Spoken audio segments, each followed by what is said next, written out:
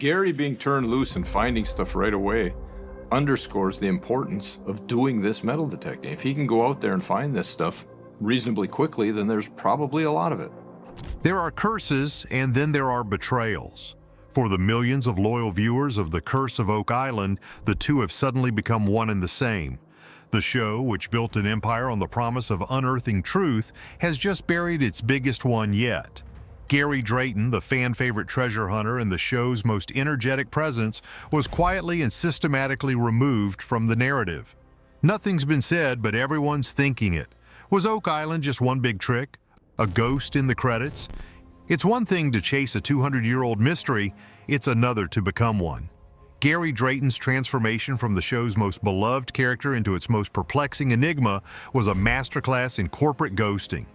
It wasn't a slow fade or a graceful exit, it was a digital execution. For over 170 episodes, his name was a staple, a pillar of the Oak Island Fellowship. He was more than a metal detection expert. He was the show's emotional core, the man whose infectious enthusiasm could turn a rusty nail into a relic of profound significance. His catchphrases were the currency of the fandom, his presence a guarantee that even in the slowest moments of painstaking excavation, the thrill of the hunt was just one beep away. The end came with the brutal efficiency of a guillotine. Viewers watched him in Season 12, Episode 9, brick by brick, doing what he always did, turning dirt with a grin, the undisputed king of his domain. He was there, a solid and unmovable part of the landscape. It's very interesting because it leaves a big question of who did this work. Then came Episode 10, Grave's Concerns. The episode aired, the story continued, but Gary was simply gone. Not just absent from the screen, but expunged from the record. His name, once prominently featured in the opening credits, vanished as if it had never been there. There was no announcement, no special thanks, no we wish him well. He was deleted. For the millions who tune in, not just for the mystery, but for the people solving it, this was a profound and jarring betrayal. It was a message, sent with cold, calculated intent. No one is indispensable. The timing of this erasure was not a coincidence, it was a coordinated maneuver. Just as Gary's spectral presence began to haunt the last stretch of the season, a new figure emerged from the wings, detector in hand. More wood. My gut feeling and your gut feeling says this is some kind of old tunnel. It was his daughter, Katya Drayton. Capable, confident, and bearing the all-important family name, she stepped into the void her father had left. She was not introduced as a temporary stand-in or a special guest. She was presented as the new reality, a seamless continuation of the Drayton legacy. The move was strategically brilliant and emotionally tone-deaf. It was a soft swap, designed to transition the audience's allegiance without the messy business of explanation or accountability. Just think there's something uniquely strange about this well, and I hope, no pun intended, that we get to the bottom of it. Introduce the new face with the familiar last name, and perhaps no one will notice the man who was shoved out the door. But they did notice. Every single fan noticed.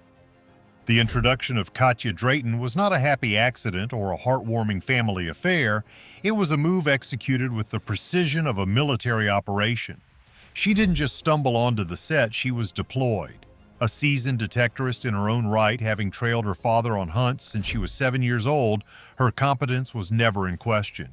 She knows her way around a dig site, her skills honed by the very master she was now replacing. Her debut was marked by a significant find at Smith's Cove, a chunk of iron that could potentially link to the fabled underground structures. It was an impressive discovery, one that immediately validated her presence and cemented her role within the team. But the find itself was secondary to its timing. It was a narrative beat, a plot point designed to anoint her as the legitimate successor. Right as her father is scrubbed from the show, Katya delivers. The message was unmistakable.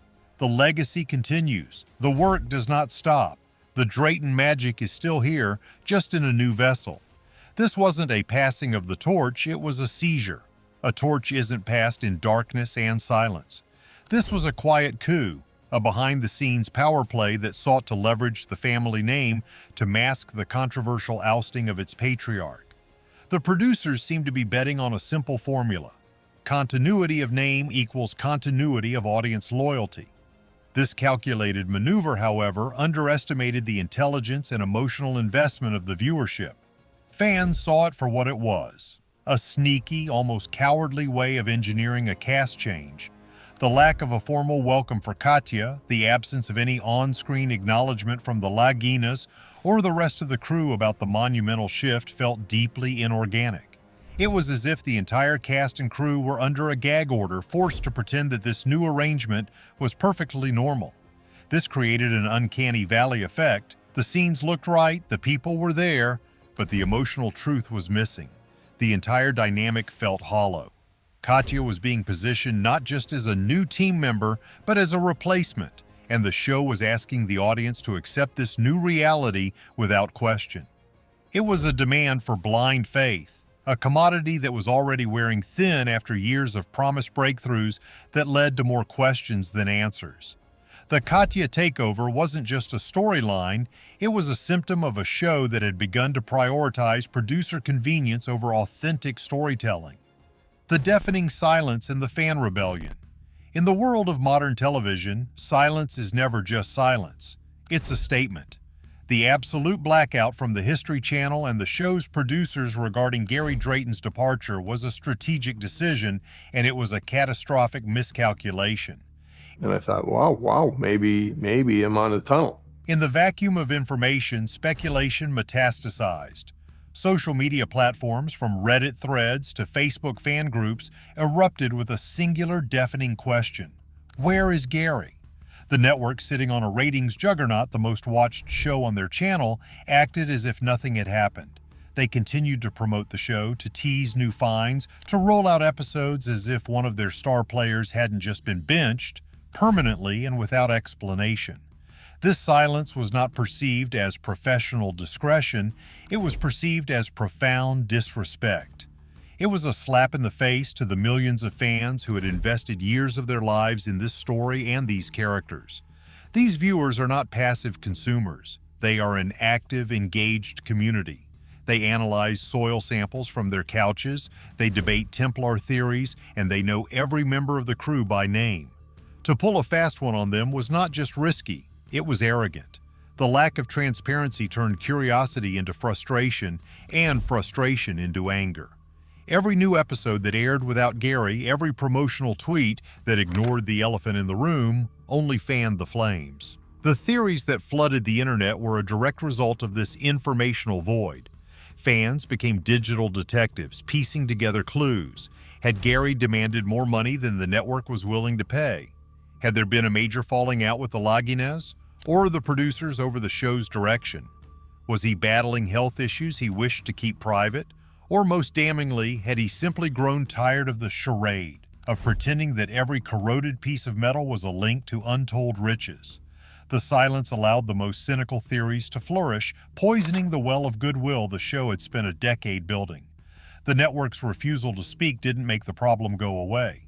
It made Gary's absence, the central plotline of the season, a mystery more compelling than the money pit itself.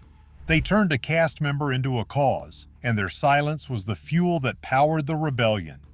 To understand the ghosting of Gary Drayton, one must understand the subtle, corrosive transformation of the show itself. The Curse of Oak Island began its life as something raw, almost a documentary. It was about a group of people bound by a shared obsession, engaged in a gritty, often fruitless quest for historical truth. And way too early for what we know of the written history happened on Oak Island. The early seasons had an air of authenticity. The finds were modest, the progress was slow, and the excitement felt genuine. Gary Drayton was the high priest of that authenticity. His delight was not for the cameras, it was the pure, unadulterated joy of a treasure hunter finding treasure, no matter how small. He was the real deal, and his energy was the engine of the show's early charm. But as the seasons mounted and the ratings soared, the show began to change. The production got slicker, the editing tighter, the musical cues more dramatic. The long, tedious days of digging and sifting were compressed in favor of moments.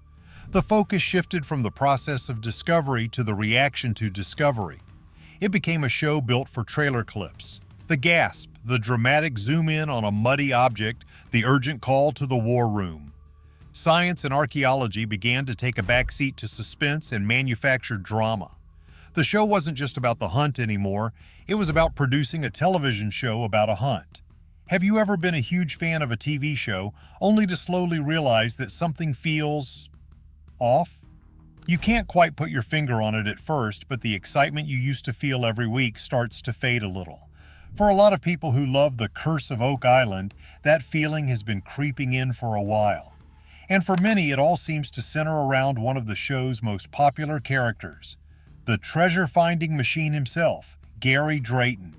Fans started getting this weird vibe long before they worried about how much time Gary was getting on screen. It was more about the show itself. Do you remember those long talks in the war room? At first, they were exciting places where the team made big plans, but after a while, it felt like they were having the same conversation over and over again. They would talk about the same ideas every week, going in circles without ever really getting anywhere new. It was like watching a rerun, but with better cameras. You knew how it was going to end, with a lot of talk and not much action.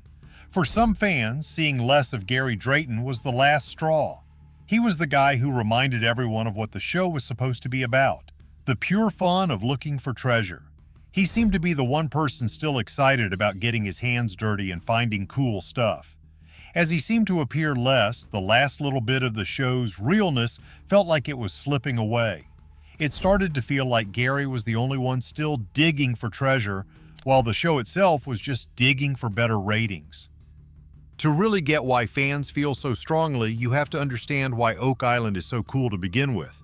This isn't just some made-up story for TV. For hundreds of years, this little island in Canada has been a giant, real-life mystery.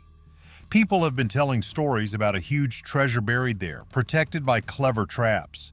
The show, over all its seasons, has actually found some pretty amazing things that make you think the legends could be true. By CSR Geosurveys, Dr. Spence, you have had an opportunity to look at some of that data. Now, what counts as a great finding really depends on who you ask. If you're hoping to see Rick and Marty Lagina pull up a giant chest full of gold bars, you've probably been pretty frustrated. But if you're interested in history, the island has given up some awesome clues that hint at a secret, complicated past. One of the biggest discoveries was at a place called Smith's Cove.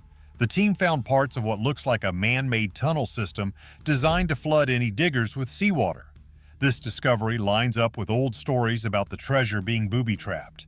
Then there's the lead cross. Tests showed it could be from before the 1400s, which got everyone excited about the idea that the Knights Templar, a famous group of knights from the history books, might have been on the island. The show definitely loved that idea and has talked about it a lot. And who was there for many of the smaller but still super important finds? Gary Drayton, of course. With his metal detector, he's been the one to pull all sorts of things from the ground.